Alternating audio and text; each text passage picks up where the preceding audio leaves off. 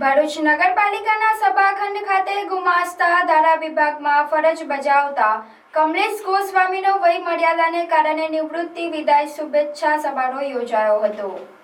કમલેશ ગોસ્વામીએ ભરૂચ નગરપાલિકામાં ઓક્ટ્રોય જકાતનાકા ક્લાર્ક તરીકે પોતાની કારકિર્દીની શરૂઆત કરી હતી અને ત્યારબાદ ગુમાસ્તા ધારા ઇન્સ્પેક્ટર તરીકે પ્રમોશન મેળવીને સતત 38 વર્ષ સુધી નિષ્ઠાપૂર્વક અને સમર્પિત સેવાઓ આપી હતી।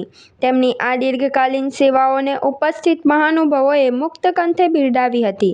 આ પ્રસંગે પૂર્વ ધારાસભ્ય દુષ્યંત પટેલ, પાલિકા પ્રમુખ દેવેન્દ્ર વસાવા, કારોબારી ચેરમેન પ્રજ્ઞેશ પટેલ, પક્ષના નેતા ધ્યાન દેશમુખ, વિપક્ષના નગરસેવક જિગ્નેશ બ્રહ્મભટ્ટ તેમજ હેમેન્દ્ર કોથીવાલા, સામાજિક અગ્રણી શાંતિલાલ શ્રોફ અને અબ્દુલ કામથી સહિત નગરપાલિકાના કર્મચારીઓ, પદાધિકારીઓ અને મોટી સંખ્યામાં શુભેચ્છકો ઉપસ્થિત રહ્યા હતા। કાર્યક્રમના અંતે મહાનુભાવોએ કમલેશ ગોસ્વામીને પુષ્પગુચ્છ અને સ્મૃતિચિહ્ન અર્પણ કરી તેમના સુખી અને સ્વસ્થ નિવૃત્ત જીવનની મંગલકામનાઓ પાઠવી હતી।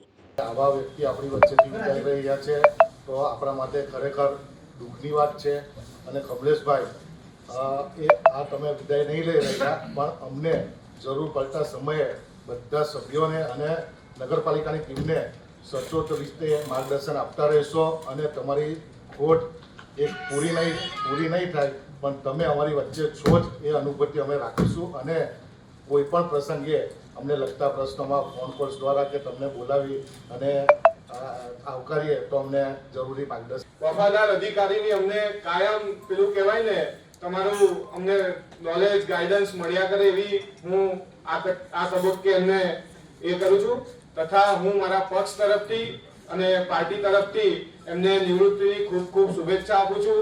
આગામી જીવન એમનું પરિવાર સાથે આનંદદાયક રહે, સ્વાસ્થ્ય સારું રહે અને સારો એવો સમય પરિવારને આપી શકે એવી જ અભ્યર્થના સાથે હું વાણીને વિરામ કરું છું। આપણે નગરપાલિકામાં કુદરતી આપત્તિ ગમે તે આવી હોય ત્યારે દરેક ખાતાકીય અધિકારીને બધા કામ સોંપતા હોય છે।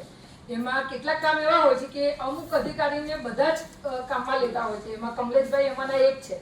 જે રીતે સૌરભભાઈ છે, વિશ્વજીતભાઈ, મનીષભાઈ સ્વચ્છતા સર્વેક્ષણ આવે કે પછી પૂર આવે કે કોરોના હોય બધાને કામગીરીમાં લગાડતા હોય એવી રીતે કમલેશભાઈને પણ આવી કામગીરીમાં દર વખતે લગાડતા હોય છે। ભગવાનના માર્ગદર્શન હેઠળ રાધા વલ્લભનું મંદિર આપણે બધા જોઈએ જ છે, આમાંથી બધા ગયા જ છે। ખોટી વાતો હોય તો પાછી આપો। જેવી રીતે પોલીસ વાળા રિટાયર થયા પછી કોઈ દિવસ પેન્શન ખાવા રહેતા નથી ને ધર્મના કામ કરતા નથી જલ્દી, તો બી અમુક પોલીસ ડિપાર્ટમેન્ટ વાળા બી હજુ છે કે પાણીની પરબ કરે, મંદિરો બનાવે। એવી જ રીતે આ ભાઈએ તો રિટાયર થતા પહેલા 5 વર્ષ પહેલા પોતાનું ઉપરનું ભાથું બાંધી દીધું। ગુમાસ્તા ધારામાં પણ એમણે સારી એવી કરી હાઉસ ટેક્સ ભરવા જ્યારે હું અહીંયા આવું ત્યારે બધા નવા હોય એટલે આપણે તો મારા સિદ્ધાંત પ્રમાણે હું તો શિક્ષિકા હતી એટલે હું લાઈનમાં જ ઊભી રહું પણ એ મને ઉભેલી જુએ એટલે તરત જ આવે, મેડમ ત્યાં લાઈનમાં ના ઉભા રહો, મારી ઓફિસમાં આવીને બેસો।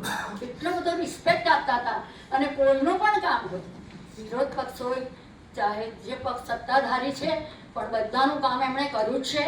મેં તો મારી નજર જવું છે કે દરેક ફિલ્ડનું નોલેજ એમને છે જ અને એમણે ખરેખર નાની ઉંમરમાં ખૂબ નામના મેળવી છે પણ હવે જ્યારે રિટાયર થયા છે ત્યારે એમના કુટુંબીજનો સાથે એમનું જીવન ખૂબ આનંદથી વિતાવે અને ભાઈ કહે છે તેમ એમને અહીંયા નોકરીમાં એક્સટેન્શન મળે। 38 વર્ષ, કારણ કે આ બોર્ડમાં તો હું 10 વર્ષ બેઠો છું। બે ટર્મ તો હું પણ અહીંયા કોર્પોરેટર તરીકે અને કોર્પોરેટર હતા ત્યારે પણ અનેક શું કહી શકાય એવા ચેરમેનો રહ્યા છે ને ચેરમેનના ભાગરૂપે પણ બધી ઘણા બધા સંસ્મરણો છે જે આજે યાદ કરી શકીએ। પણ દહેજથી આવતો હતો અને જિગ્નેશભાઈ પર ફોન આવ્યો, મેં કીધું હું ભૂલી ગયો છું પણ હું નથી કહ્યું તો પણ મેં કીધું આપણે જઈને એટલીસ્ટ એને શુભેચ્છાઓ આપીએ અને એની તમારી હંમેશા નગરપાલિકા આજે છોડી દો છો, ચીફ ઓફિસર બેન નવા છો, આનો નંબર લખી રાખવાનો। એવી ઘડીઓ હોય કે ત્યાં તમને જ્યાં કામ પડે તો હજુ પણ કમલેશ ફિટ છે, હંમેશા ફિટ રહેવાનો પણ છે અને હંમેશા ભરૂચની સેવા માટે એમ કહી શકાય કે કમલેશ તત્પર રહેશે અને જે કામ એને કર્યું છે દિલથી જેમ શાંતિભાઈ કીધું કે મિત્ર તરીકે એ મિત્ર ગણો, ભાઈ ગણો, જે ગણવું હોય તો ગણાવી શકાય. અને એને ક્ષણે ક્ષણ આ ભરૂચ માટેના કામ કર્યા છે. લોકોને તો હજુ આપણે પૂછવા જઈએ તો ઘણા બધા, મારા મધર છે નહીં, બાકી એના મોઢામાં અનંતનું નામ આવ્યા સિવાય રહે નહીં. કંઈ પણ નાનું પૂછ્યું તો કે એટલે કાઉન્સિલરો માટે એટલું નથી, કોઈ પબ્લિકનો જનરલ વ્યક્તિ બી આવ્યો હોય તો બી મેં કોઈ દિવસ એમને મેનો પેનિક થઈને મેં કોઈ જવાબ આપ્યો નથી. હા, જ્યાં સુધી એની મર્યાદા ના ચૂકે પછી મારે પોતાની પેલી અસલ દેશી સ્ટાઇલમાં આવવું પડે. તો જ્યાં સુધી સામેવાળો આપણા વાતની કન્વિન્સ થઈ જતો હોય અને આપણી પોઝિટિવ વાતની જો એક માણસ માની જતો હોય તો અત્યાર સુધીમાં એવો કોઈ દિવસ બનાવ બન્યો નથી કે મારે કોઈની જોડે કોઈ ઉલઝવું પડ્યું હોય.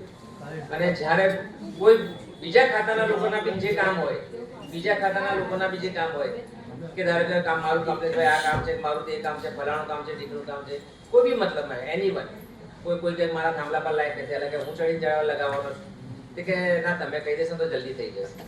પણ એક વસ્તુ એ લોકોને એક વિશ્વાસ હતો. હવે પછી મને બી એવું થાય કે સારું મારે ખાલી ફોન જ કરવાનો છે, મારા ફોન કરવાથી જો કોઈનું કામ થઈ જતું તો મને શું પ્રોબ્લેમ.